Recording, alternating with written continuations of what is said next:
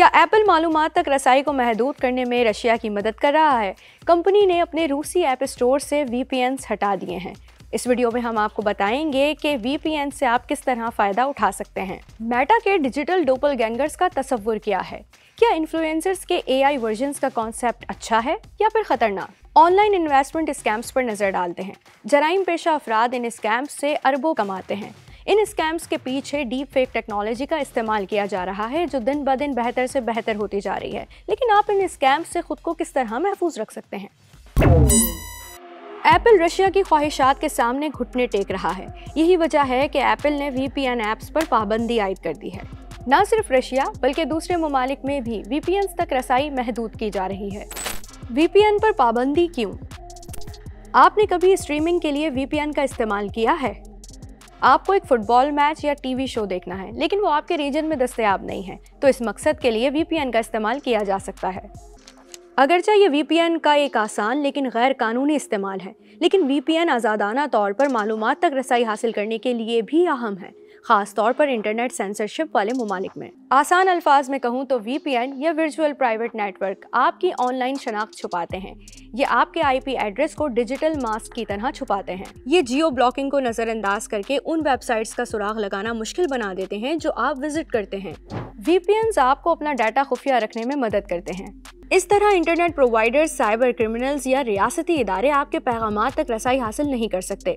यही वजह है कि VPN टेक्नोलॉजी आमिराना हुकूमतों में इंतहाई गैर मकबूल है। ये शहरियों को उन ऐप्स या वेबसाइट्स तक रसाई देती है जिन्हें वो ब्लॉक करना चाहते हैं। ये टेक्नोलॉजी सहाफ़ियों को दुनिया भर से मालूमात हासिल करने में मदद फराहम करती है। शुमाली कोरिया, तुर्कमानिस्तान, इराक और बेलारूस में VPN गैर कानूनी है।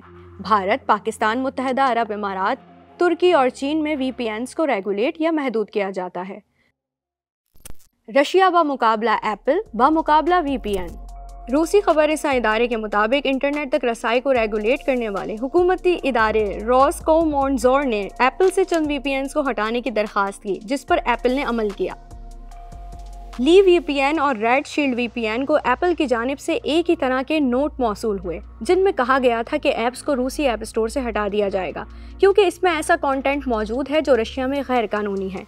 लेकिन VPN में तो कंटेंट ही नहीं होता, इसे सिर्फ कंटेंट तक रसाई के लिए इस्तेमाल किया जाता है। एप्पल का कहना है कि इस दरखास्त को रूसी कानून की हिमायत हासिल है। क्या एप्पल मालूमात तक रसाई को रोकने में किसी हुकूमत की मदद कर रहा है? रूसी हुकूमत के लिए VPN के खिलाफ क्रैकडाउन में ये ताज़ा तरीन इक़दाम है। मार्च में हुकूमत ने इंतखाबात से कबल VPN इश्तिहारात पर पाबंदी आयद कर दी थी। लेकिन सिर्फ VPN ऐप्स पर पाबंदी ही वो वाहिद तरीका नहीं है जिससे हुकूमतें ऑनलाइन मालूमात को कंट्रोल करने की कोशिश करती हैं। रियासत के ज़ेरे इंतज़ाम VPNs भी मौजूद हैं। भारत की अप्रोच भी कुछ इसी तरह थी। साल 2022 के बाद से हुकूमत ने VPN कंपनियों को इस बात का पाबंद किया कि सारिफीन का डाटा जैसे कि नाम, IP एड्रेस और विजिटेड साइट्स की मालूमात कम से कम 5 साल के लिए महफूज रखें। अगर हुकाम को यह महसूस होगा कि सारिफ गैर कानूनी सरगर्मियों में मुलव्विस है तो वो इस मालूमात तक रसाई हासिल कर सकते हैं। लेकिन रेगुलेशन मौजूद है। VPN अब भी भारतीय सारिफीन को टिकटॉक जैसी रिस्ट्रिक्टेड ऐप्स तक रसाई फराहम करता है। इंटरनेट शटडाउन के दौरान भी इसका इस्तेमाल किया जा सकता है, लेकिन इस रेगुलेशन से सारिफ की गुमनामी खतरे में पड़ सकती है। साल 2020 के एक फैसले के मुताबिक पाकिस्तान में आम अफराद और कंपनीज को VPN इस्तेमाल करने के लिए एंट्री कराना होगी। मुल्क में इंटरनेट तक रसाई पर सख्त पाबंदियां आयद हैं। मिसाल के तौर पर X 2024 के अवाइल से ब्लॉक है। सारिफीन VPNs के जरिए इस ब्लॉक को बाईपास कर सकते हैं। VPN प्रोटेक्टेड क्यों होने चाहिए? VPN आपको आज़ादी के साथ इंटरनेट इस्तेमाल करने में मदद फराहम करते हैं। क्या आप VPN ऐप इंस्टॉल करने का एक महफूज तरीका तलाश कर रहे हैं? DW ने एक फ्री और ओपन सोर्स इंटरनेट सेंसरशिप के टूल साइफन के साथ ताउन किया है। डाउनलोड लिंक हासिल करने के लिए dw-w@syphon3.com पर एक ईमेल लिखें। पसंदीदा शख्सियत के AI अवतार के साथ चैटिंग। मेटा डिजिटल डोपलगैंगर्स का मुस्तकबिल क्या है? क्या हमारी सोशल मीडिया पर अपने AI ट्विन से मुलाकात होगी?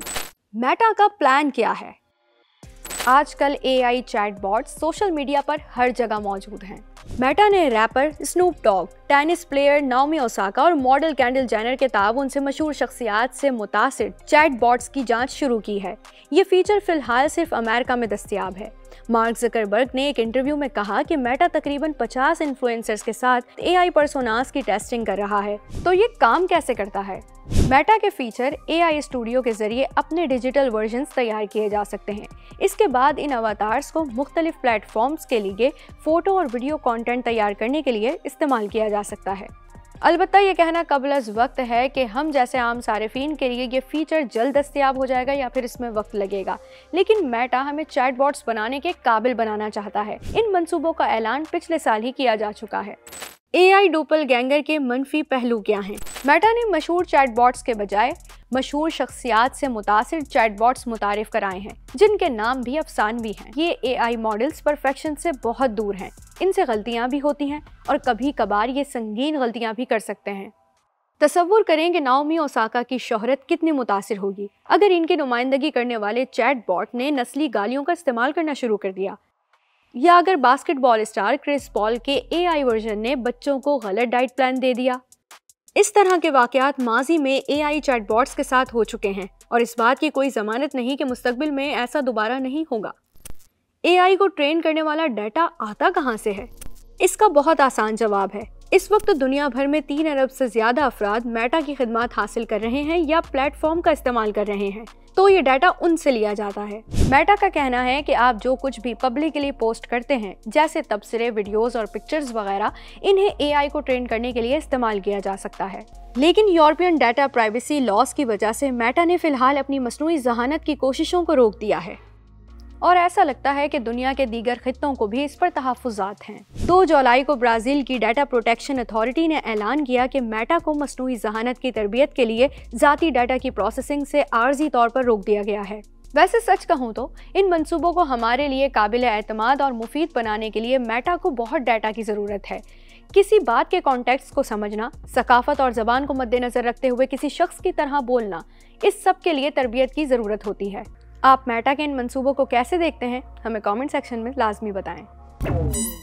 अगर एलॉन मस्क की ये वीडियो आपकी फीड पर आती है तो बराए मेहरबानी इस जाली वीडियो पर ध्यान न दें। एलॉन मस्क शायद उन मशहूर तरीन अफराद में से एक हैं जिनकी शनाख्त का इस्तेहसाल किया गया है और शायद ऐसा करने वाले साइबर क्रिमिनल्स का मकसद ऑनलाइन इन्वेस्टमेंट स्कैम्स के जरिए सारिफीन को धोखा देना है।